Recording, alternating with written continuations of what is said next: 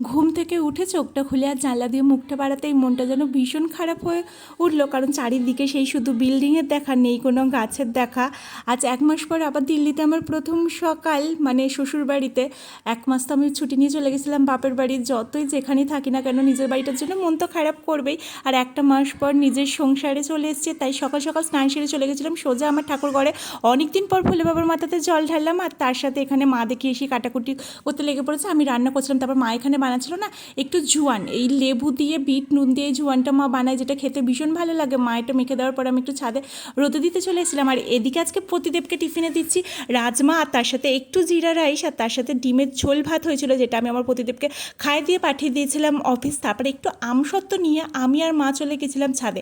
হালকা হালকা ঠান্ডা আছে, তাই হালকা হালকা রোদ্দুরে আমসত্ত্বটা খেতে বসে বসে বেশ ভালো লাগছিল। আর বাপি বলেছিল আমি যতদিন না আসবো বাপি বাটার চিকেন বানাবে না। বাপি না এই বাটার চিকেনটা ভীষণ ভালো বানায়, তাই বৌমা আসার খুশিতে আজকে বাপি রাতে বেলাতে বানাচ্ছে বাটার চিকেন, আর তার সাথে ছিল রুটি। চলে আসতে বাসি, দেখাবে নতুন ভিডিওতে। দুঃখ